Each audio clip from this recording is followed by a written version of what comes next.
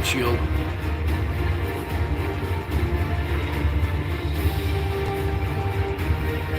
In Cyprus.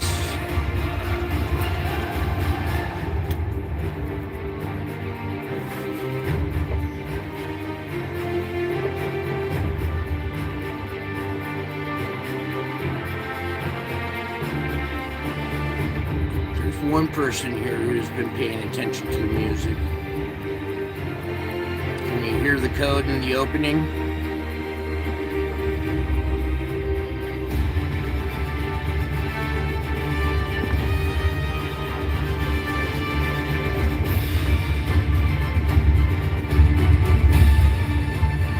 Sorry.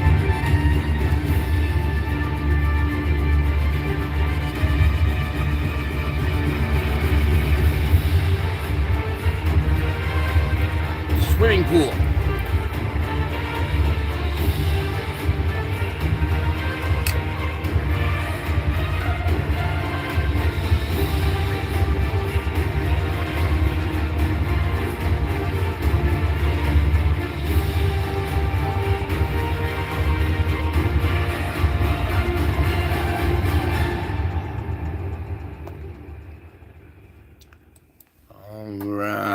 Howdy, folks. Welcome back. I told you I'd be back. All right, let's get on over here to the solar report. While this is opening it up here, thank you guys for spending your time to come over here to our beautiful little family here and hang out with us for a while as we learn more about the sun here. Okay. Just real quick, February 18th, 2024. Okay, here's the loop playing. We'll let that play one more time here. You see a couple little explosions right there, and then there's one there, the second one there, and then that one right there. So play one more time, and then we'll go through this frame by frame. All right, let me back this up here. Whoops, we're not even close. Feel like time's going backwards. All right. Let me get just a little bit more of this button here. Okay, opening frame 012 there. Let's get started. You can already see we got something going on here. It's been drawn this little thing of plasma out here. Got a CME kind of going. Not too concerned about that. It's these next ones. That little impulse right there, hopefully is going off the backside or downward. This, boom. Oh, let's go back a frame. If you look over here in the red, you can kind of see this dark little pocket here, this object where it's surrounded by plasma. Let me just zoom in for you.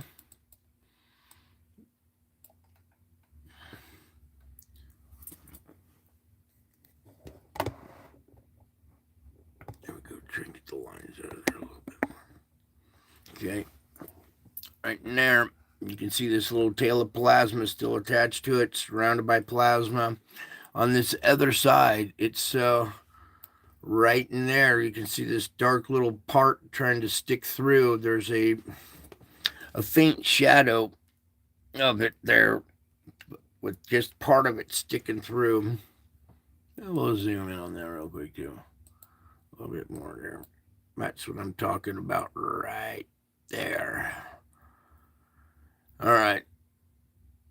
So we got that one. Whoops, I need to go back out further. Sorry, my bad. All right. As we continue out, you can see we got these two dents right here in the instrumentation. Right here is where you can see our object, one right there, and we'll grab that one too. There you go. You can clearly see round spheroid object. See, it's making the dent in the instrumentation. There's probably one back in here too. right in there.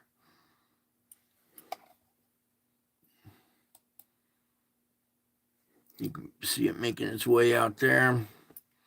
These are the ghost images. Ooh, catch that one right there.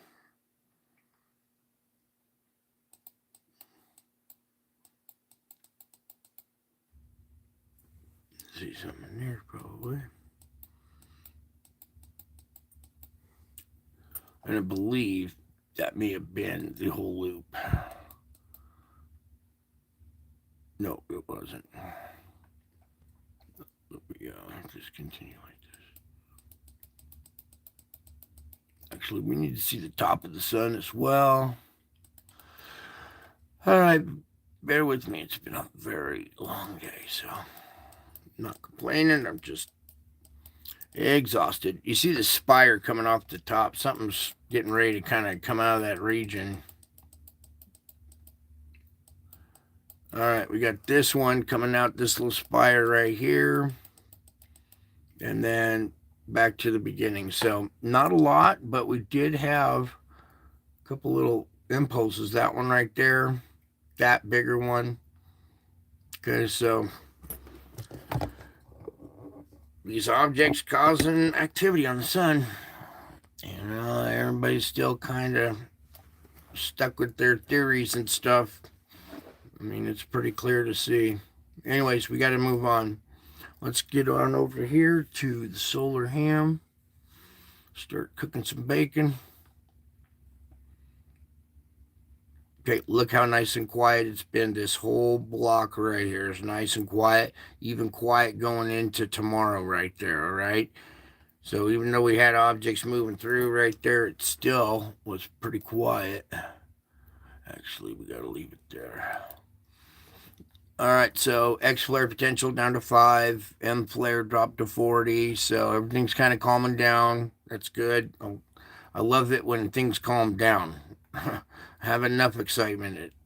So next 3 days, still no geomagnetic storms. That's good. The only thing was this KP of, a little over 3 right here. A little while back, we had a little inbound wave that kind of snuck through there.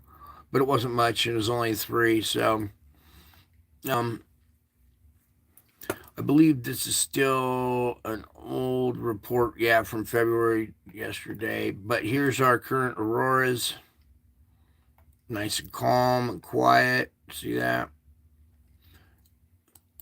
Thankfully.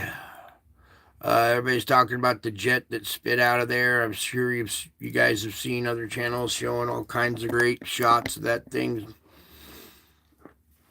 Thankfully, it shot south, okay, and didn't come at us. That big old bolt of electricity, it's like a lightning bolt. That would have fried us, dude, if it had come our way. That's the one thing we're most concerned about as far as solar weather watchers is those big long strips like that, but thank God it wasn't coming at us.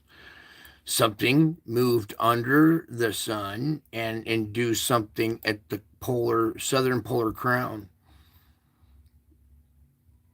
And they're just kind of, it's something that happens every once in a while. Yeah, it happens every once in a while. Do you know why?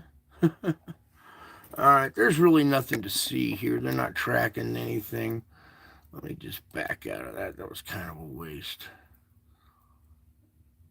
See, just something really faint there. That's fine. I'll take that. I like a quiet disc.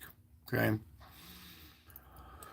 All right, so let's move on. Let's get on over here to the spaceweather.com.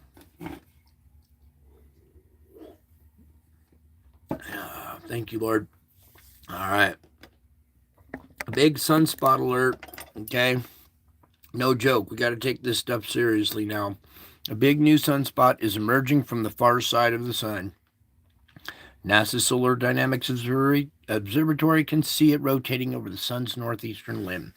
It is too soon to say what kind of magnetic field, the foreshortened active region possesses. A mixed polarity field could lead to Earth-directed flares later this week.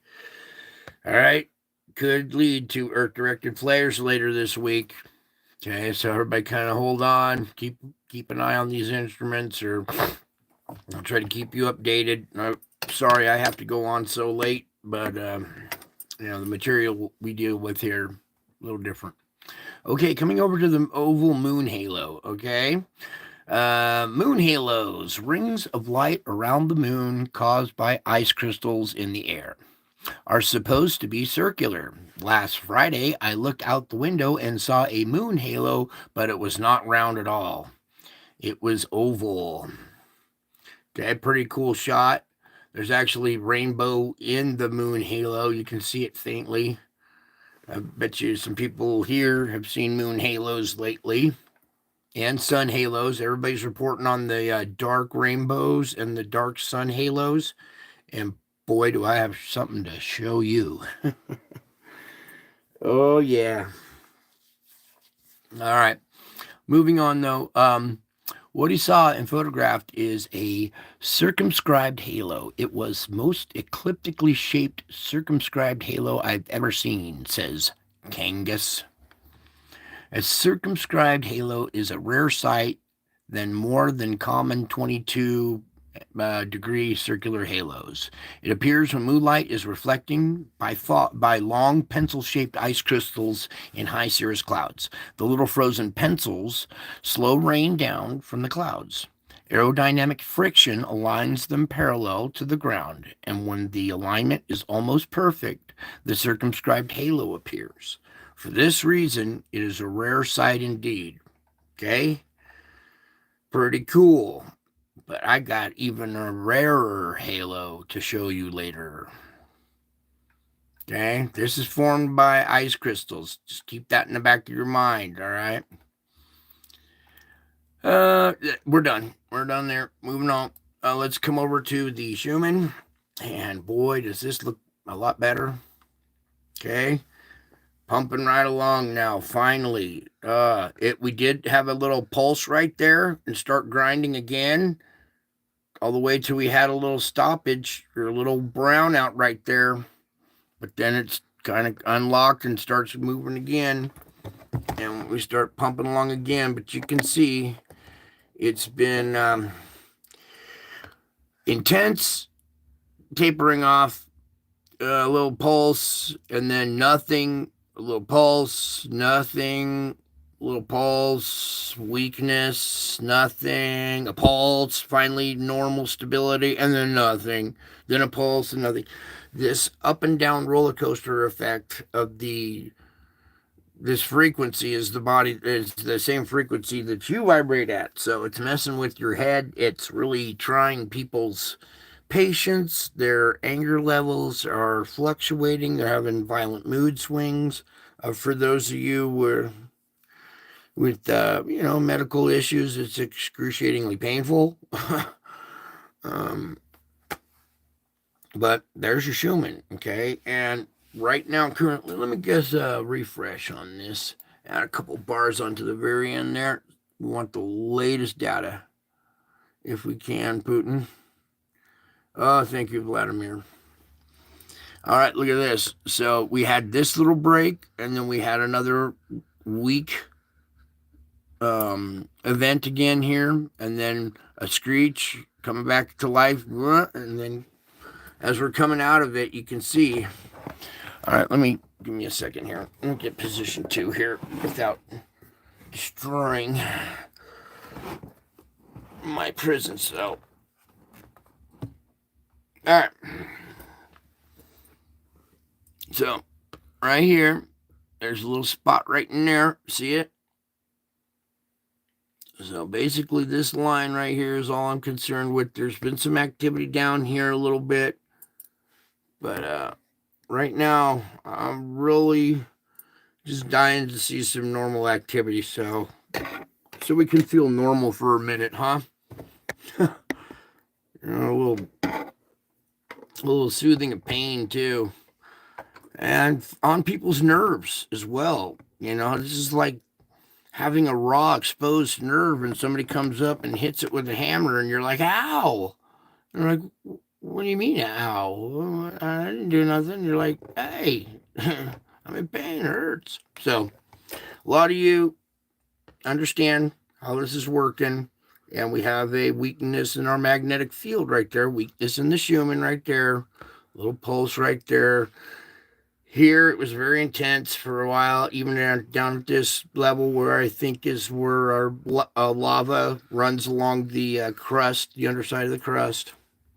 All right, so everything kind of flip-floppy, no more strong grinding events, but the tank is so full that any kind of influence just makes it grind. Even this little bit of grinding right here made it weak. All right, so it's just barely limping along, kind of like me. I limp really bad. I have shattered hips, so the humans like me limping along. All right. Okay, let's pull back. Get set for the next instrument, and let's get on over here. Oh, cool. Let me just fix this real quick. Actually, we can just X out of it, Lord. Cool shot, huh? Back to our null school here. Okay. Look at this, you guys. I don't even know what to say. I'm just going to let you guys look at that for a second while I take a sip here. All right, Lord, please help me. Okay, let's dive in here. As you can see, here's America right here. We still have this polar vortex, the subvortex that is more organized and taken over now, that has dropped down to Southern California, still remains. All right, the edge of it is right there at the Mexico-California border, really, okay? As we pull back, you see it's a well-organized vortex. This other one that was flattened out and was doing the conveyor belt effect like this has more organization now. It's circling back around and getting stronger this way with what appears to be this, another kind of sub-vortex trying to reach out here. We're going back to that tripolar effect. See it?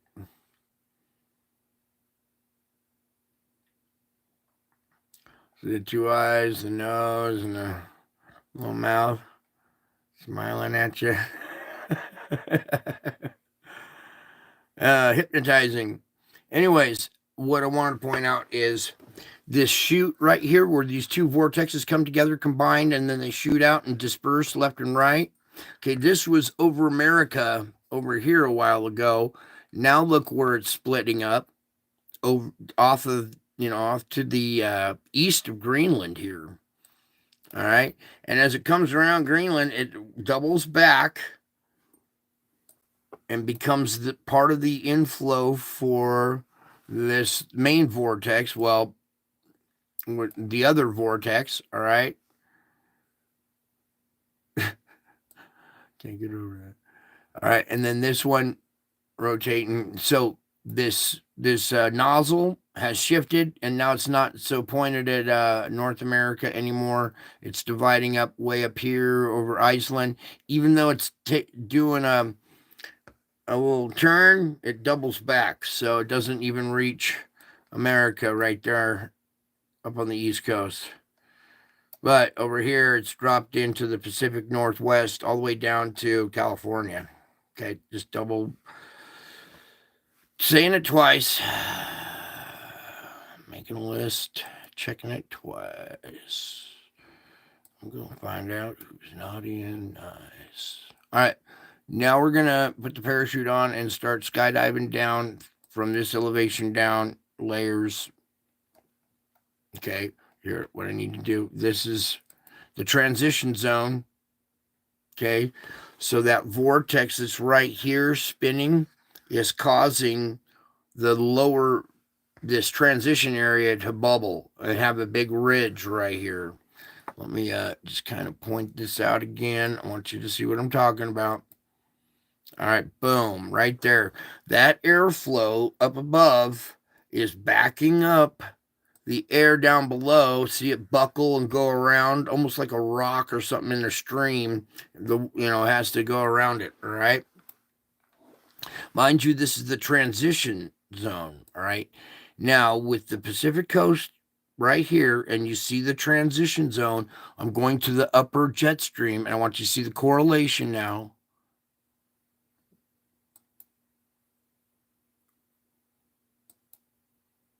All right. That's what's causing this atmospheric river coming at California, Southern California, right there. All right. It's even going up my way and buckling over. So we're going to get a bunch of snow here in the Sierras.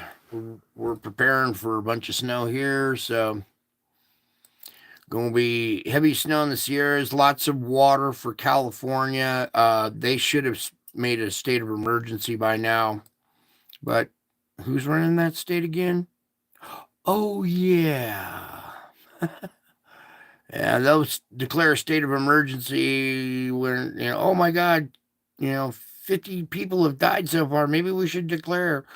Unless I missed something today, I still haven't heard them. But I'm just going to do it for them. Time to declare a state of emergency here in California. Everybody brace for impact. Okay. Now, we're at the upper jet. Let's drop down, open up the parachute, and see the lower jet stream. This is what's steering your storms. Okay. And you can see how, because of the upper jet above it, we got this cold air coming off of the Gulf of Alaska, dropping way down here, making this cocktail that's coming right at the Bay Area, the whole West Coast. All right, and it's lashing upwards, drawing moisture up and just pummeling this area. A repeat of what we saw last time, maybe even worse than last time. We will see what happens here. But a state of emergency should be declared here in California here because you know what? What I want to say about the weather reports is I have noticed today everybody has been on the ball with the weather reports as far as what's coming in here, except for the news. They go over the weather. Yep, there's a little storm coming in, but they don't tell you, hey, this is life threatening. Get out of there. This is going to be like a Category 2 hurricane hitting the West Coast again. Anyways, there's your potential threats right here. All this stream is offshore finally. We do have this jet coming down from Canada into upstate New York and Maine area, but not too bad. Now, let me pull that out real quick. Let's just back up. We got all these storms lined up here. I want to drop down to the storms. All right, so here's your big storm right here, rotating, see this moisture coming over the top and just coming right up and lashing California right there. And see how the Sierras have this effect right there? I'm on the backside of the Sierras. We get a rain shadow effect. But up at my old house in Tahoe, it's going to be buried. We're calling for upwards of 4 feet in the area. So if you're going up there, be careful. All right, I got to continue on, you guys. I'm sorry. All right, while we're here, let's go over to particulates real quick. I want to check on our still ongoing sandstorm. Yeah, oh, geez. I mean, this is ridiculous. What are we, like day 20? I don't know. I should have gone back and kept count, but just to be fair, it's somewhere around there. I mean, I've been reporting on this for a while. Mr. MBB brought this to attention, and I came over here to this map, brought up the sand, and it's become part of the nightly report now because it's out of season. Okay, we're not supposed to be having big sandstorms in the middle of winter up here. Maybe in the summertime they get 1 or 2, But this is huge, and it's been a long-lasting one. This is longer than the one in the summer. Something's wrong. Coming on over to the SO2. You guys know what's going on. You know what's wrong. Whoops, did I take the wind off? Let me take the wind off. All right, just down to the diehards. Good. After last night's show, we weeded some people out. Didn't need to weed them out. If they understand, they'll be back. Anyways, over here, China, our pressure is kind of lightened up, maybe. Let me see, get the full brightness out of this screen. All right, there we are, full brightness. Still a little dark patch right here, but it was several dark patches yesterday, so it's lightened up. Let's come down to Java. This is actually kind of filled in a little bit, but it's more gas. All right, we got volcanoes going off in the region too. But if we were looking at pressure levels, this one's kind of a little darker than it was yesterday, as opposed to China being not as dark as it was yesterday. We still have all of Europe and all of Russia, this whole region bleeding out. Then we come over to our country. Wow. Whoa, whoa, whoa. Did you see that? Oh, wait, it's right. It looked like a cross right here with Jesus. Oh, wait. Let me just try that again.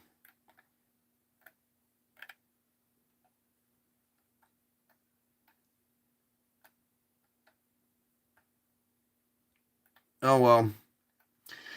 Never mind. Anyways, nation divided right here with a cross right in the middle. And this side really kind of darkened up in this region up in here. Kind of lightened up in this area, don't you think? See this big open patch right here? So it looks like pressure has shifted, lightened up in the, south here, and then maybe just shifted a little more pressure up to this way. But the rest of the country is looking fairly decent, as far as a bunch of SO2 coming out. It's a lot better than it's looked before. Wow, I keep seeing it right there, going across right there, and then down, almost like it's bent over the curvature of the planet. All right. Defending the country right there, yeah.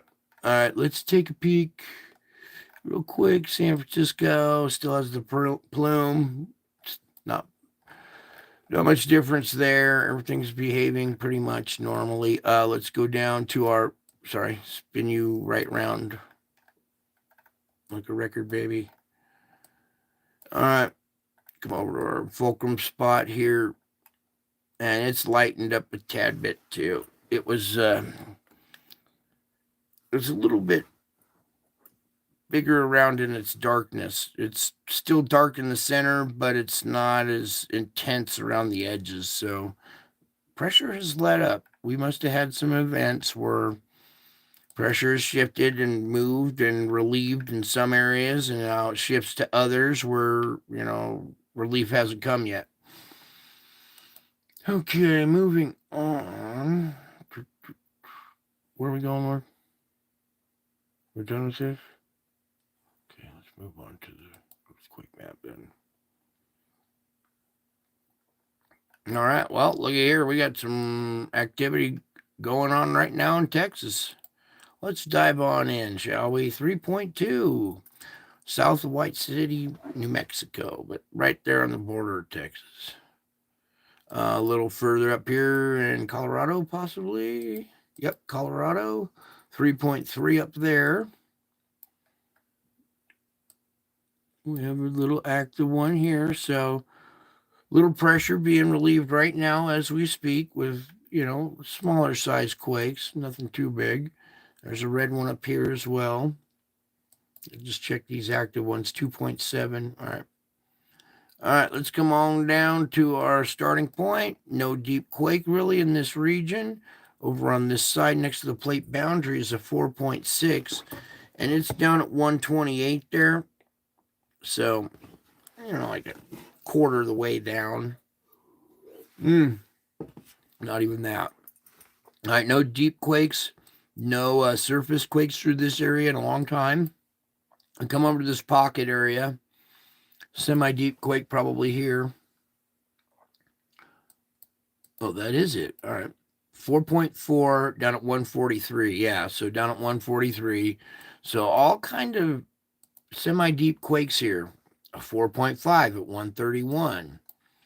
These are all mid-range 4s down a little bit deeper. Here's a 4.7 down at 29. Okay, nothing on this whole plate boundary. Very quiet up through there. Very quiet around here. What's going on here, though? 4.1 down at 14. All right, good. So 4.1 energy in the area. We'll see if it makes it over this hump and transfers down. I don't really see that energy kind of making it that far. Very quiet here. That's good. That's good. I will take quiet all the day long. Got enough excitement as it is. Juggling everybody and issues. Oh my goodness.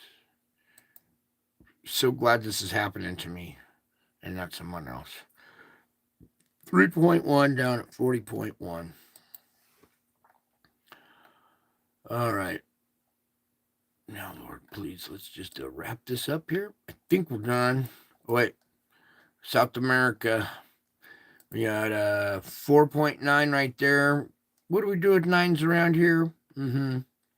That's down at 93.9. And a 4.4 down at 115. So pretty quiet. Mid-range 4s. Maybe a 5 here and there. Pretty quiet. Let's come over here to this fulcrum point. We'll get the biggest one last here. 4.4 at 10 there in China. Right next door to it, another 4.4. So there's that mid-range 4 energy. Now here at the fulcrum point, we had a 5.0. All right. So basically, a couple of 5s and mainly 4.5 energy. Very subdued and quiet as far as earthquakes. Yay. Moving on. Oh, please, God, let this volcano page work.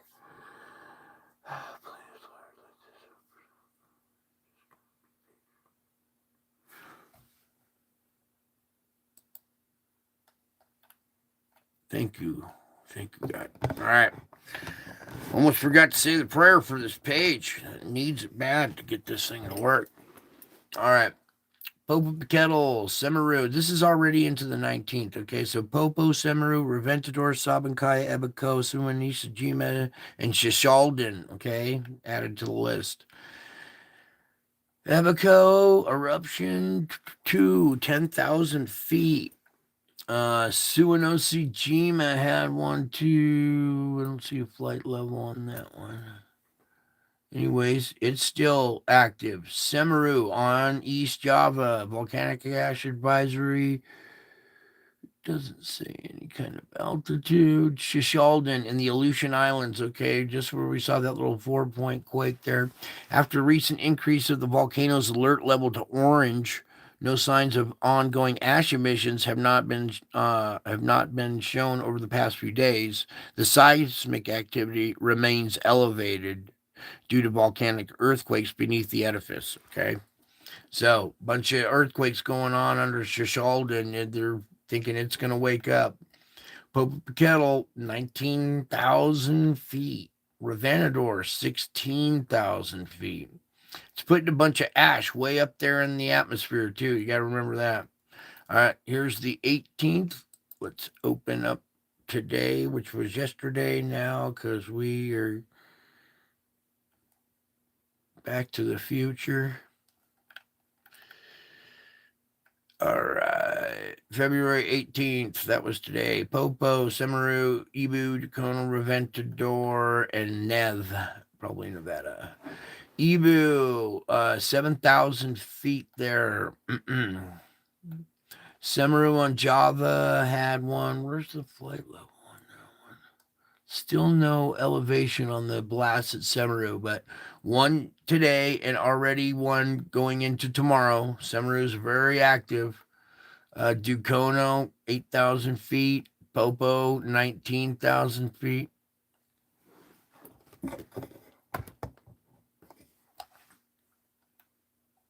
Come on now. Please, Lord. Oh, country girls do it better. Here's proof. She's a cool little chick right there. Pretty. All right, let's move on. Come on, Lord. Can we have this back? Trying to scroll and finish this last little bit. Please, Lord. I saw your proof. Okay, yes. Come here. All right. Well, while this is holding up here for a second, these blasts, 8,000 feet, 19,000 feet. At least this one's not going up that high, 8,000. So maybe a tapering off kind of and a little reduction actually, because we've seen Popo go higher than that. Some of these other ones, there we go. Thank you, Lord. We've seen go higher too. So there's kind of a tapering off there. Let me continue on here. There it is. Nevada del Ruiz, though, 21,000 feet. Okay. Volcanic ash plume that rose up to estimated 20,000, 21,000. Yeah. Reventador, no report, but still active. Sabancaya, 18,000 feet. Here's your list. Everything on the left is active. Everything over here could possibly jump over there at any time. You know, we got energy down below. You saw in the Schuman, the tank is topped off. It's not grinding right now, but any added energy is just it's gonna burp and go off. I have a feeling it still hasn't transposed yet. The Earth is still stewing down below, and we're gonna see an event, that long duration proton event. That was a lot of absorption plus some other strikes during that time have really charged up the core, all right, and caused it to heat and expand and grind on the shell, its outer core, and that's what produces our magnetic field. All right, anyways. These Cotopaxi, watch out for that. Etna, everything in Italy, watch out. I'm trying to think of the other volcano there that's waking up. A big one over in Italy. I'll come back to it. Anyways, here in Italy, we got Etna. Watch it become active here soon, maybe. Also up in the Great Sikkim Islands, we saw that other one up there come to life. Karangatang, Kilauea could possibly come. Well, actually, it was pretty quiet. There was no earthquake swarm around it, so everything seems to have quieted down. I don't really think we're going to see anything jumping over, except Nevada del Ruiz should be over there. All right. Anyways, there's your volcanoes. Let's rip through this weather and get to the good stuff. All right. Just let that loop run for a second there. Rub my eyes. I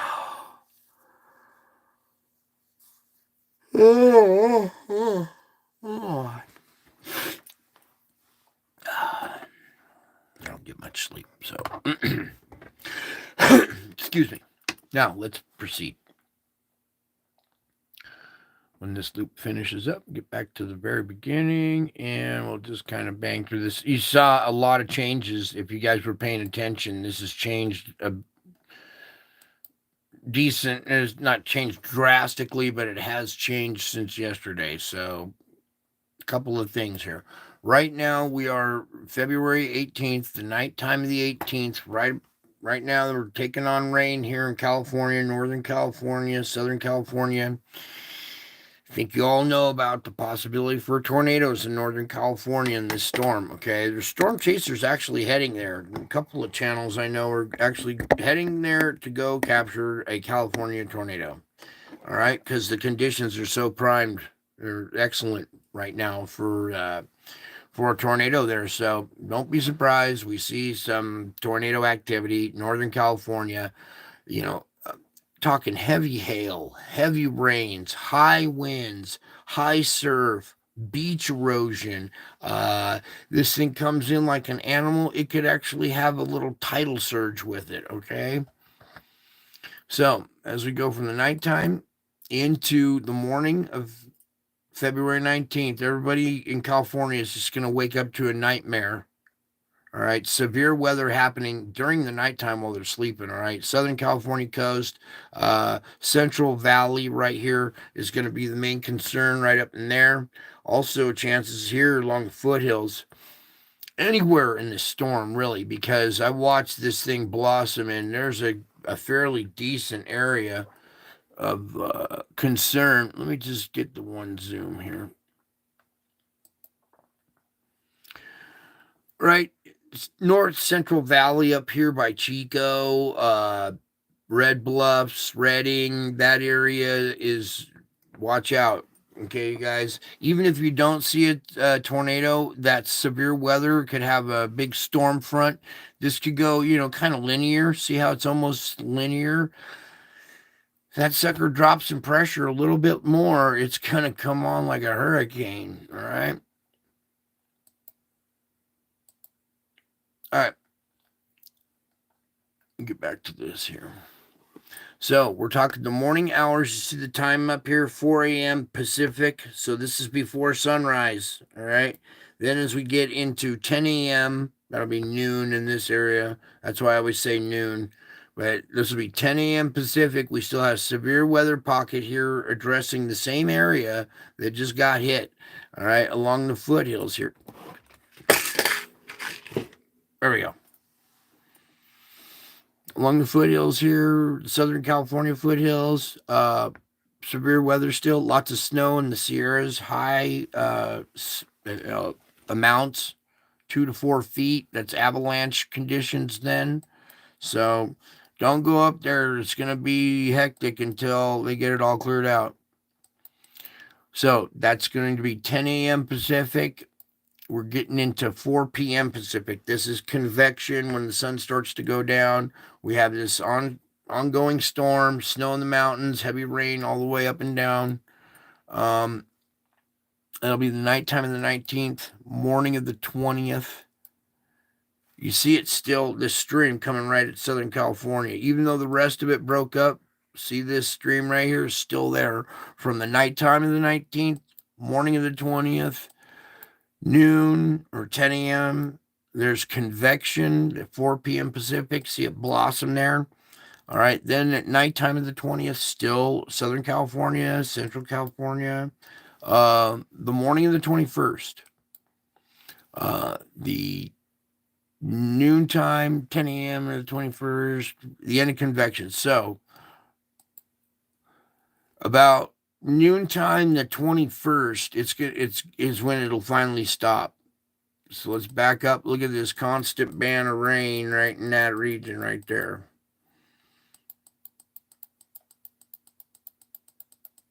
All right, so that's all the way until where to go, right there, the end of convection the 21st. So then it moves on out. We turns into this low over here. That'll be the noontime of the 22nd. Convection, nighttime, morning of the 23rd. Noon, convection, nighttime, morning of the 24th. Noon, convection, nighttime, morning of the 25th. See this one wrapping up down here? Noon, convection, nighttime. Look at the storm coming in up here. It's got a 983. That's well within category 1. 983, I believe, is. Yeah, still category 1. But that low pressure right there has got some strength. See this snow right there? That's going to be a nasty blizzard for Seattle, Washington area around the 25th. We get into the morning of the 26th, noon, convection, nighttime, morning of the 27th. This low wrapping up has a 984. That's a 983 low. That's a category 1 pressure right there, okay? See these tight millibars going around it? We're going to have severe weather going across Illinois, heading into Indiana by the noon time of the 27th, going towards Ohio by convection. It goes, this low actually kind of drives up into Canada. Heavy snow up here, a nasty blizzard for Canada up there. The nighttime of the 27th, a little bit icing in between there during the morning hours. Then we get into the noon of the 28th. That's still a 994 low. That's still category 1 right there. See how it's all pushed out and warped right here? We got a cold air mass to push this way, but then we got our comma shape. And see little pop-ups down there by the end of convection, 28th. It goes linear by the nighttime around Tennessee. That'll be the morning of the 29th. So nighttime of the 28th, watch out in that region. Morning of the 29th, noon, convection, nighttime, morning of the March 1st. Noon, convection, nighttime, morning of the 2nd, noon, convection, nighttime, morning of the 3rd, noon, convection, nighttime. A little pop up here by the nighttime of the 3rd, but it kind of dissipates by the morning of the 4th, noon, convection, nighttime. Oh, look at that. By the nighttime of March 4th, we got a little chance for severe weather coming on shore there because of that low. That'll be the morning of the 5th, the noon time, right along the coast right there. Convection, look at that. That's the end of convection, March 5th. So mark your calendars, watch March 5th around sundown, Louisiana area. All right, that'll probably change, but let's just let that loop go. I need to take a sip here. I need to take some Advil. Oh. I'm out running errands today in excruciating pain. I forgot to take my Advil. But it makes it even more worthwhile. All right, so where do I have this? And then this. And then this. Okay, what I'm going to do now is we're going to come over to this. Let's see if I can pull this up properly here. Now, this is an event that happened a while back, all right? And, no, that's not capturing it. We're going to have to stay right about there. And we're going to have to unbrighten it, all kinds of stuff. So just bear with me for a second. All right.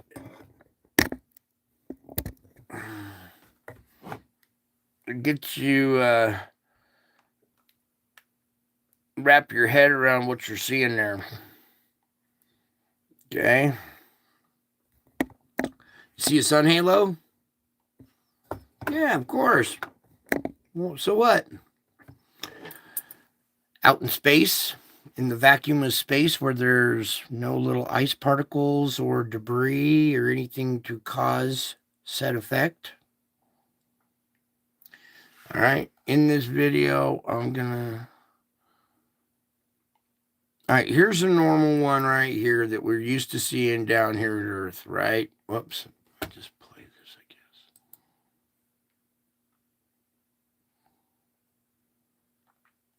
If we were to see something like this image in the... There's no clouds, there's no chemtrail material, there's just a vacuum of space. We shouldn't see an image like this. It should just be the straight up sun. So hang on. This next image is about to knock your socks off. Okay. This image is taken from the space station. Here we have our halo again, which shouldn't be happening out in space. There's no dust particles. There's no clouds out here in space. This is the vacuum of space. We should not be seeing this sun halo effect out in space. Only if there is another object between us and the sun creating a gravitational lensing effect. Note the white streak coming down here again. This is the curvature of the Earth. Over here off to the side, once it's illuminated, you'll see some machinery on the space station. Be right back. I'm going to put this into motion. I want you to watch closely. Hopefully you guys see the shadow creep in down below. I'll be right back. Shadow down below? Watch how when this thing moves, look at that shadow move with it.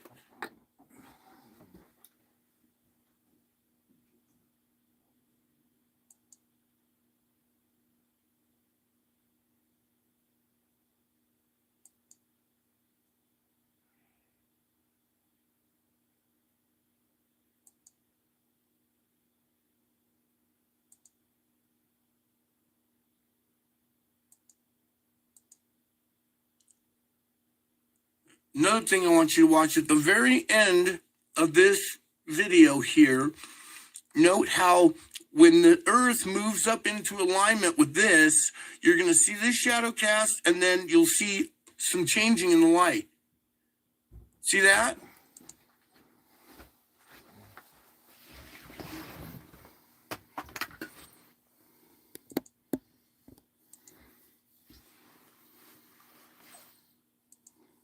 See how once we get out of the shadow of this object, it gets extremely bright down here again.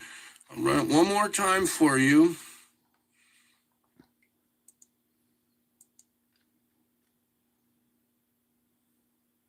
See how, bam, see how bright it gets? Here comes the shadow coming down across the top right up here. See how bright it is down here without that, when we're not in the shadow of this object up here? Let me run back through this one more time for you guys. See how it's all dark down here? See that shadow creeping in?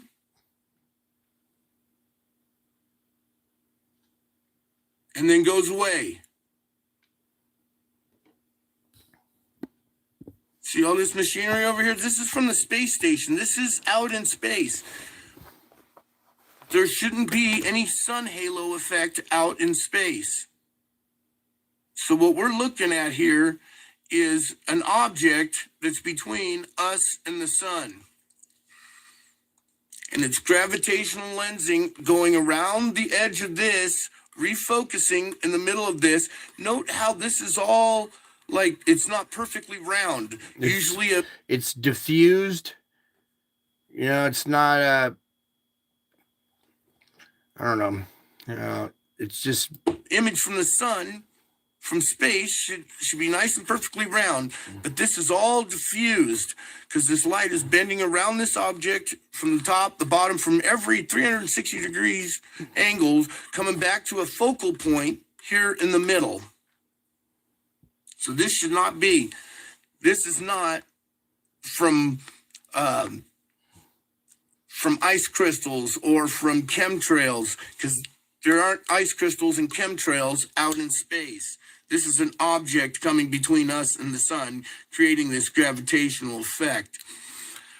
I believe that maybe some of these chemtrails that they're doing and causing these sun halos they're plausible deniability.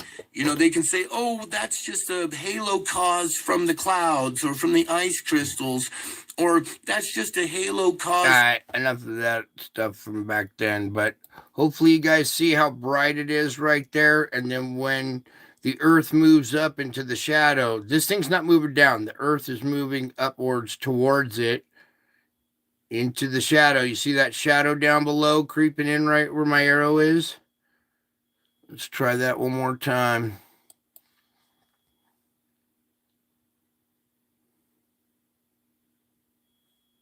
I think it's coming up right here, yeah.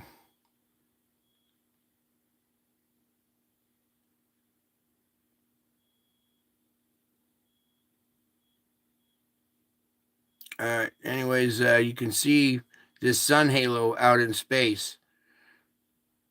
I want to hear some explanations for why there's a sun halo out in space. I want to hear their reasoning for, oh, the ice particles that are out there were all lined up in a row and it cast a shadow down on the Earth.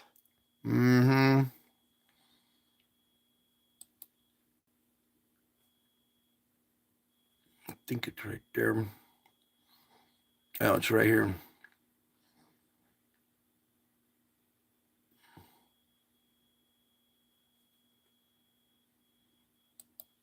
My bad. Trying to find this one last time for you guys. Thought you might find this interesting with all the halos going on. Okay. Now, if you were to look up during such an event and there were some clouds, a layer of clouds, in between this event, there's a layer of clouds down here on the earth, and you look up through the clouds, what do you think it's going to look like?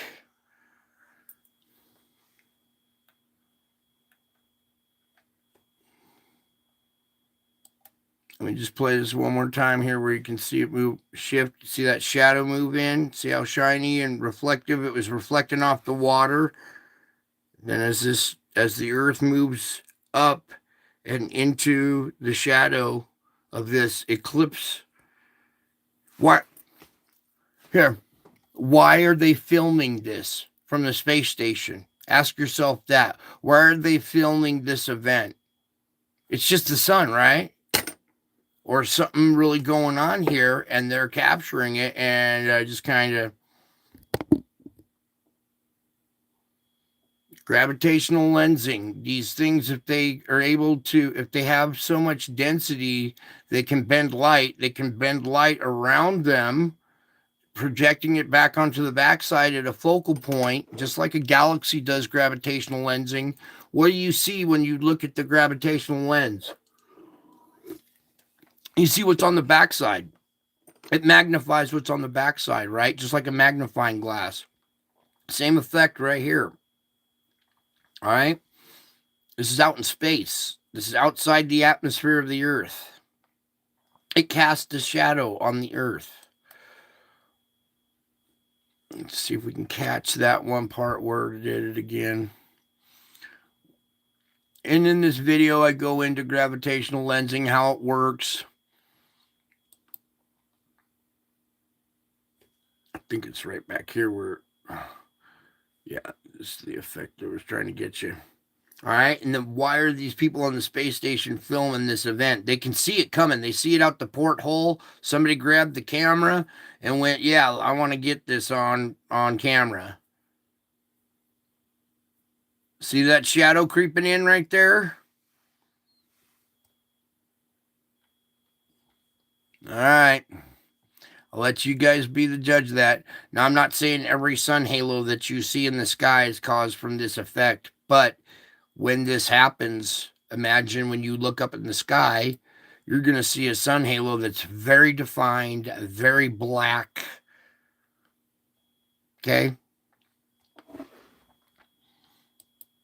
Captured by NASA's cameras on the space station. An eclipse of one of these objects between, the Earth. Actually, you see the shadow go across the International Space Station. It actually puts the space station in shadow. Okay, so we'll just play it one more time for you, and then we'll get to the reading.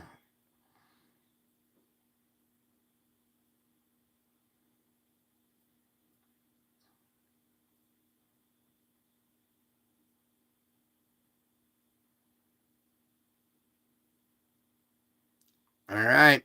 Think you guys saw it there. Oh, there it goes again.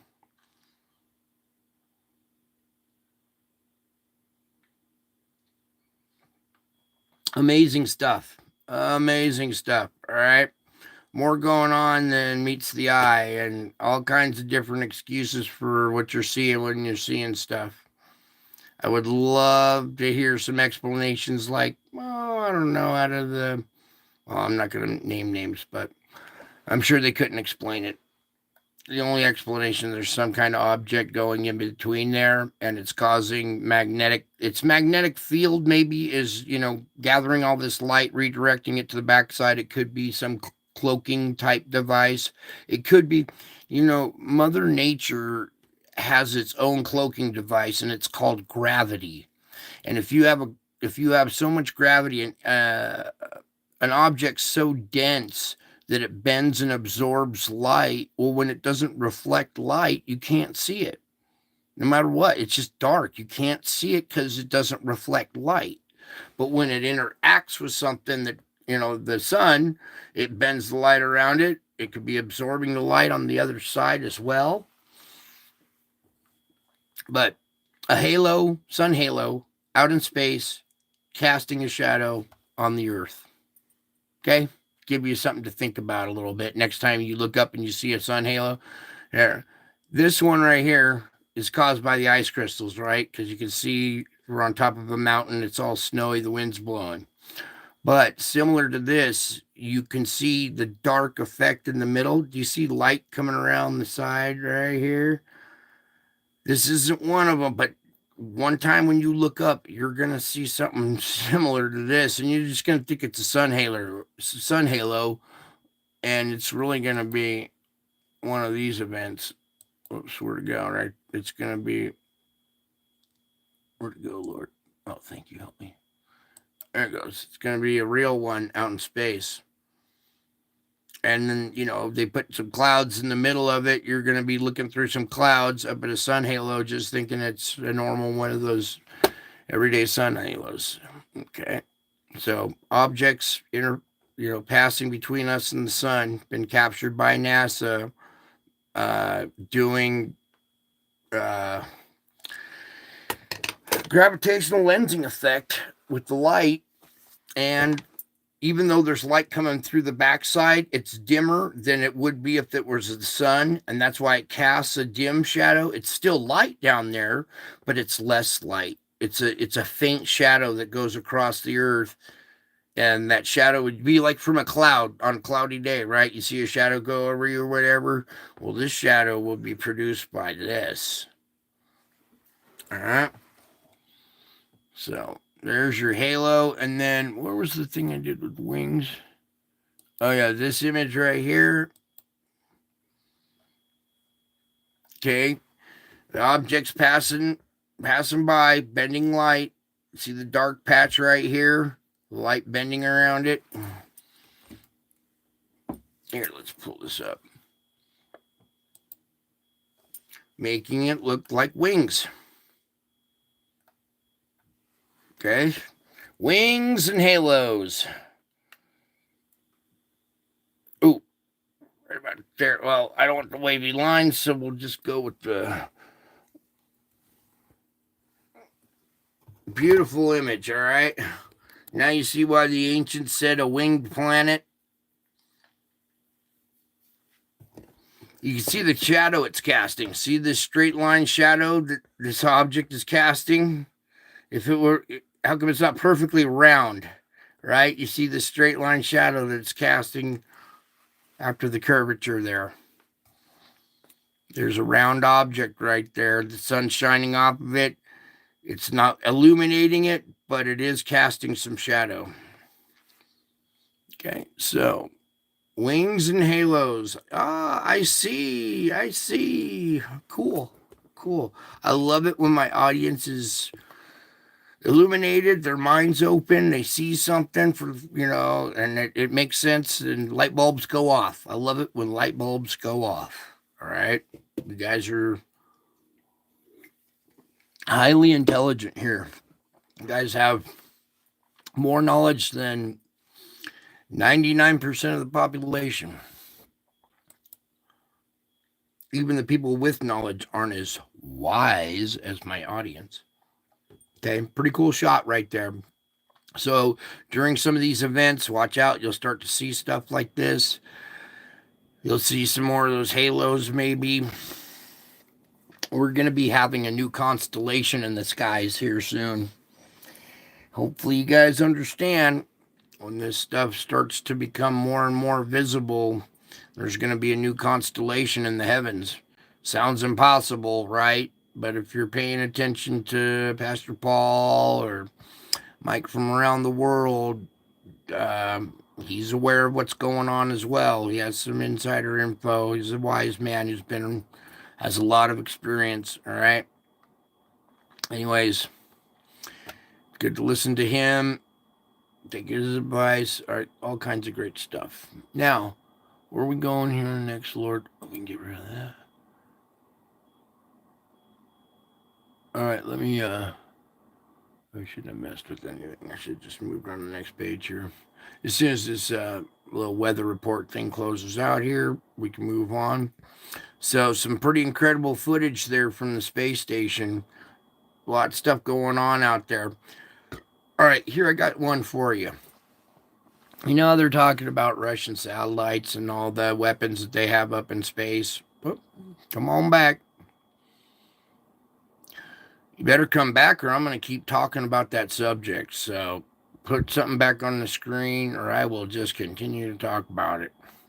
Anyways, when one of these objects comes close, it could possibly interfere with satellites that have, let's just say, nasty payloads, right? And they don't mean for it to come down, right? It was supposed to stay up there for eons. It's got a nasty payload, right? But please, Lord, can we have this? Midst of an impending storm, knowing that calm will come. All right. I could see if one of these objects maybe took out some satellites. They couldn't tell you about it. They'd have to just blame it on something else. See what I'm saying? All right, now let me get back to the our opening here was from Signs and Times. No, World of Signs. If you're gonna give me a like, don't give me the like. Come over here and give these guys the like. They really need the support right now, okay? I love this channel. I can't support financially. And they do a good job. So if you could come over here, subscribe to them, give them some love, okay? They're fellow Christians that have worked hard for a long time to bring what they bring to us, okay? And I use their videos, so I want to give them some support. I appreciate you guys liking me, but it really would, I'd really be happy if you went over and paid them homage as well. All right, where am I going here, Lord? We're trying to get out of this into... All right, let's just get that image right there. All right, there's my channel. Okay. So let's pull up an image here to read to. Always something new at this channel, huh? All right, I got my 17 with me. You know, I was talking about the code and the music last night, and I started posting examples in the community, but I guess some of you guys aren't interested in that. So all I'm going to say is if you want to know more, enjoy more of this show, you should go investigate what I was talking about last night, the code and the music, because we actually use that kind of music here in the opening. And I would really love it if you guys could enjoy the opening in a new way by hearing the music with ears that hear. Anyways, if you don't want to participate, that's up to you. All right. But for those that, I think only like one or two are trying, but when you hear it, and it starts to sink in that I'm telling you the truth, that's when you're going to be really enlightened and all your music will change. Even your old classics will sound, you're going to enjoy them. They'll sound brand new again. Anyways, I put some examples up there. I'm trying to get to the blown up image right there. All right. So there we go. Everybody's like, how come you never show your face? How come you never post your face or whatever? I do all the time. Okay? You guys look at my face all the time. All right. I got a lot of reading to do tonight, so I got to get settled in here. Oh, my gosh. We got the... so many notes, so much stuff. He has had me going overboard on these readings for you guys because I could feel you guys getting peace out of them, all right, and a little sense of security, and I get that out of some other people's shows. Their voice is soothing. It just kind of helps take me away from the world for a little minute, you know. Hear a fellow Christian talk about the Lord is relaxing sometimes. So we're going to try to get you in that relaxed mood here. Everybody take a big, deep breath in. Hold it for a few seconds and then slowly let it out. Oh, there it is. Take another deep breath, too. Everybody relax. Grab your cup of tea. Grab your hot chocolate, whatever it is that you like to sip on or munch on. Curl up with a blanket next to the fire. Sitting at your desk. Kicking back in your desk chair. Sitting on the couch. Wherever. Just get all comfy. Relax as we get into more. Okay. So is this where I wanted to start?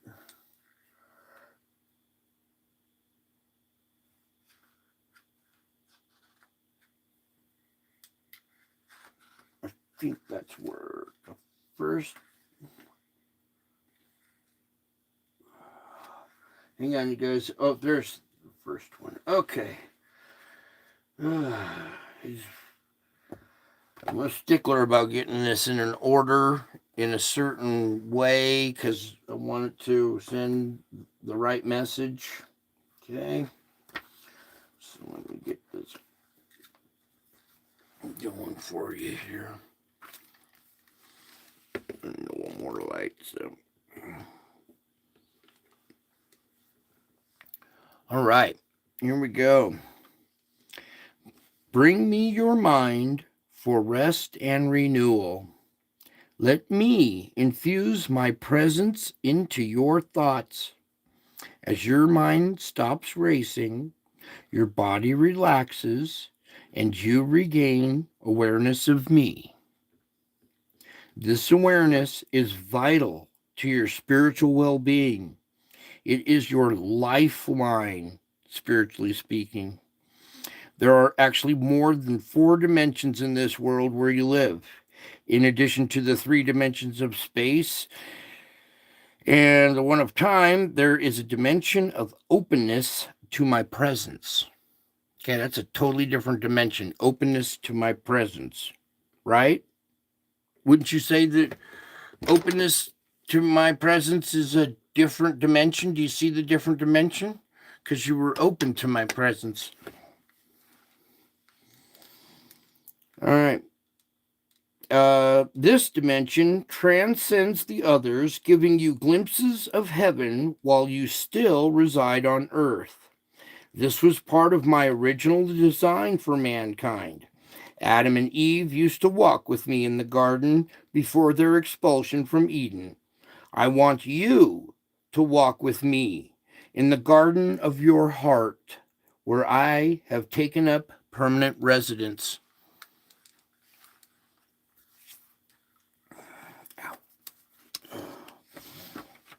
It's the other one. Yeah, okay. Moving on. The world is too much for you. Your mind leaps from problem to problem to problem, tangling your thoughts in anxious knots. When you think like that, you leave me out of your world view, and your mind becomes darkened. Though I yearn to help, I will not violate your freedom or your free will. I stand silently in the background of your mind, waiting for you to remember that I am with you. When you turn from your problems to my presence, your load is immediately lighter. Circumstances may not have changed, but we carry your burdens together. Let me read that again. Circumstances may not have changed, but we carry your burdens together. Your compulsion to fix everything gives way to deep, satisfying connection with me. Together, we can handle whatever each day brings. In this world of unrelenting changes, I am the one who never changes. I am the Alpha and the Omega, the first and the last, the beginning and the end. Find me the stability for which you have yearned. I created a beautifully ordered world, one that reflected my perfection. Now, however, the world is under the bondage of sin and evil. Every person on the planet faces gaping jaws of uncertainty. The only antidote to this poisonous threat is drawing closer to me. In my presence, you can face uncertainty with perfect peace. Eyes, bear with me for a second. Oh, good. You guys are enjoying it. All right. What's the next one, Lord?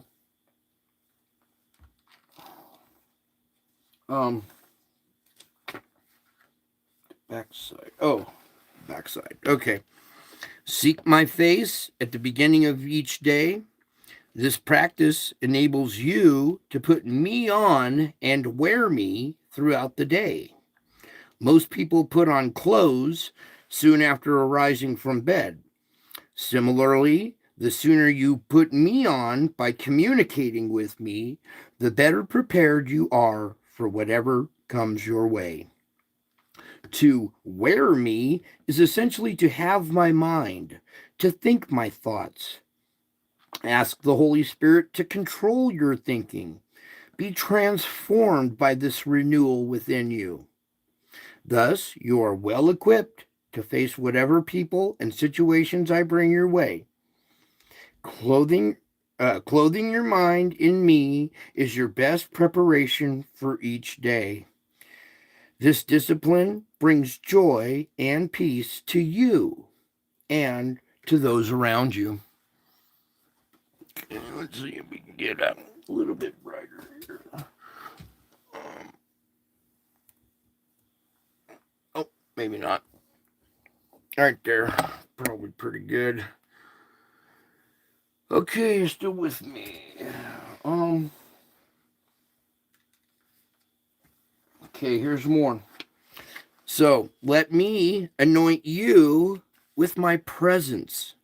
I am King of Kings and Lord of Lords, dwelling in unapproachable light. When you draw near me, I respond by coming closer to you. As my presence envelops you, you may feel overwhelmed by my power and glory. This is a form of worship, sensing your smallness in comparison to my greatness. Man has tended to make himself the measure of all things, but man's measure is too tiny to comprehend my majestic vastness. That is why most people do not see me at all, even though they live and move and have their being in me. Enjoy the radiant beauty of my presence and declare my glorious being to the world. Okay.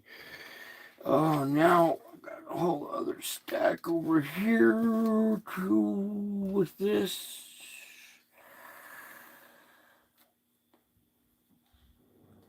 Oh, crap. We got to start all the way back here. All right, hang on just a second here. A whole stack of them. Okay.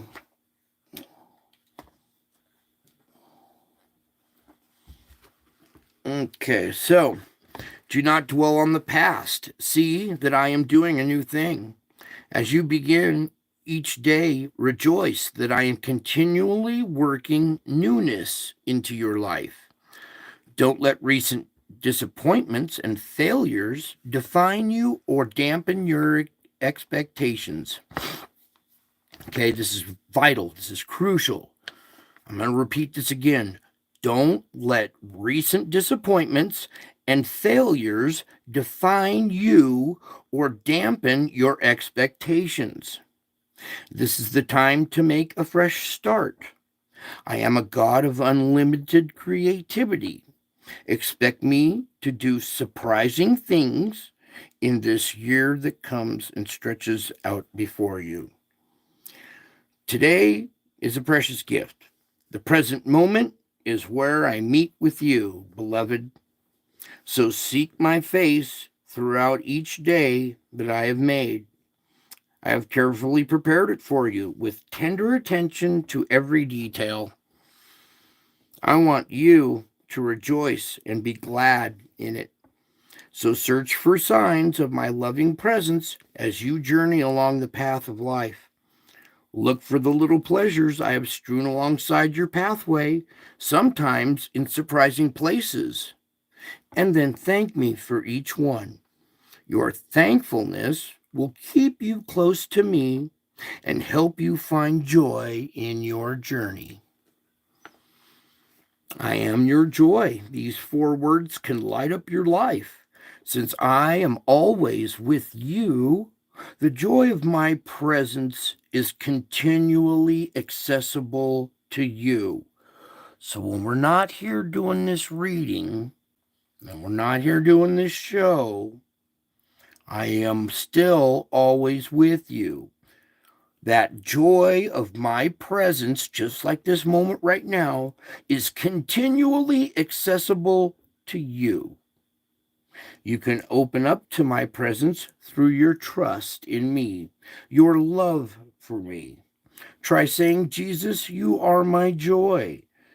Then my light will shine upon you and within you as you rejoice in me, your Savior.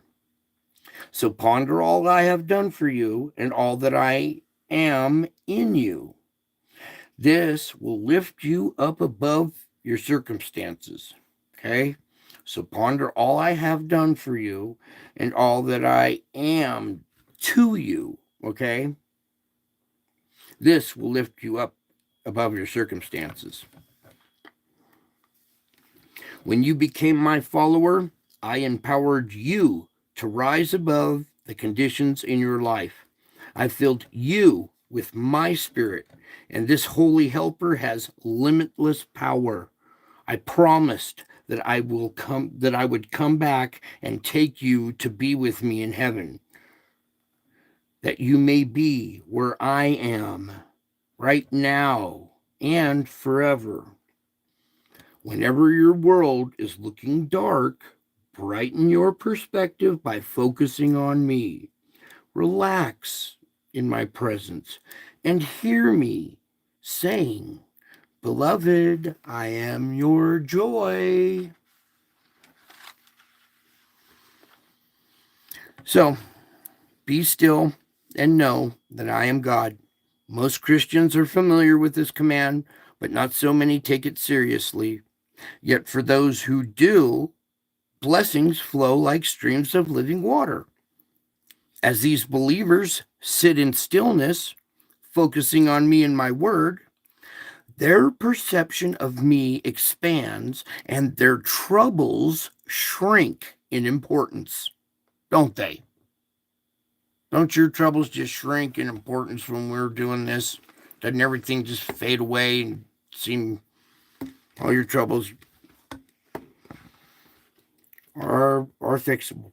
Okay. Again, I want you to share in these blessings. Take time with me. While you rest in my presence, I untangle your thoughts and help you view things more biblically. Remember, my word is a lamp to guide your feet and a light for your path. Biblical thinking illuminates the path before you so you can find your way. It's crucial to know not only that I am God, but that I made you and you are mine. You are a sheep of my pasture. Sheep have very limited understanding of what their shepherd is doing for them, but they follow him anyway. Similarly, as my sheep, your job is to trust me and follow wherever I lead. Find joy in me, for I am your strength. It is vital to keep your joy alive, especially when you're in the throes of adversity. I cannot stipulate that enough. It is vital to keep your joy alive, especially when you're in the throes of adversity. Whenever you are struggling with difficulties, you need to guard your thoughts and your spoken words carefully.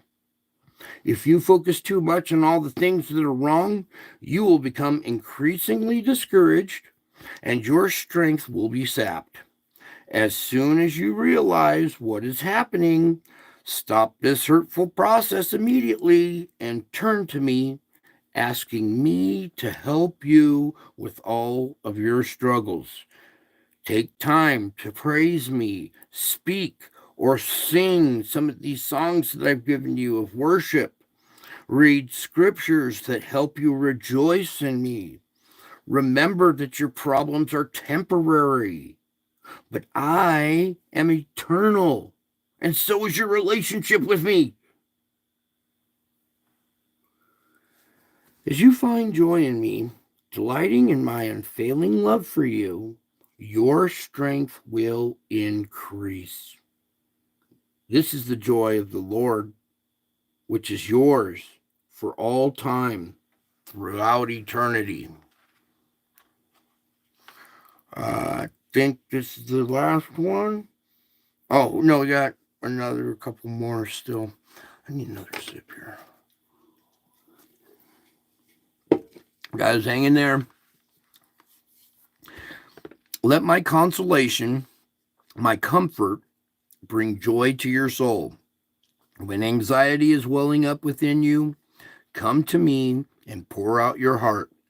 Then sit quietly in my presence while I comfort you, helping you see things from my perspective. I remind you of your heavenly destination, for you are indeed on your way to glory. I infuse my joy and peace into your heart, mind, and soul. When you are joyful, this changes the way you view the world around you. And even though you see much darkness, you can also see the light of my presence continuing to shine. Moreover, the joy in your souls gives you buoyancy, enabling you to rise above the countless problems in your life. Once you have gained this perspective, you will discover that you can comfort others in the midst of their troubles. They will find in you the consolation that you have found in me. Thus, your joy becomes contagious, infecting those around you with joy in their souls. Get how this works? Good. All right, let's close out with this. So, it is possible for my followers to be joyful and afraid at the same time. When an angel told the women who came to my tomb that I had risen from the dead, they were afraid yet filled with joy. So, do not let fear keep you from experiencing the joy of my presence. It is not a luxury reserved for times when your problems and the crises of the world seem under control.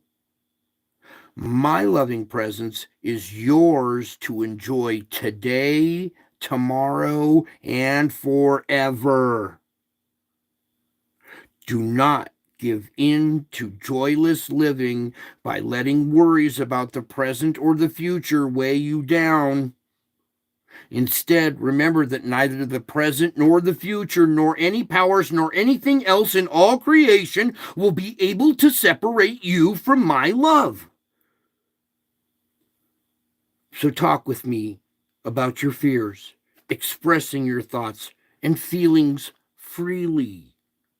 Relax in my presence and entrust all your concerns to me.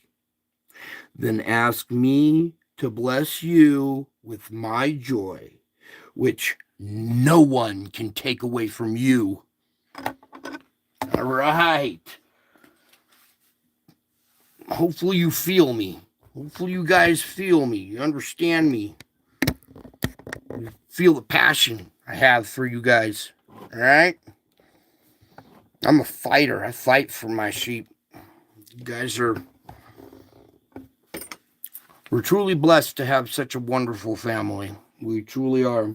Okay?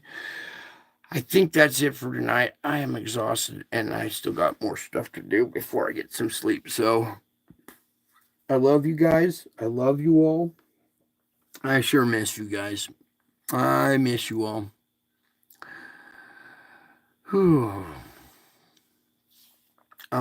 Any other things to close out with, Lord? I thought there were some other notes. Oh, yeah. Every once in a while, we do the Pledge of Allegiance. So, I pledge allegiance to the God who rescued the United States of America. And in order for the Republic to stand as one nation under God, we need to be indivisible if we want liberty and justice for all. That's it for tonight. I love you all. I miss you all. God bless you all. And until my next show, I will be back.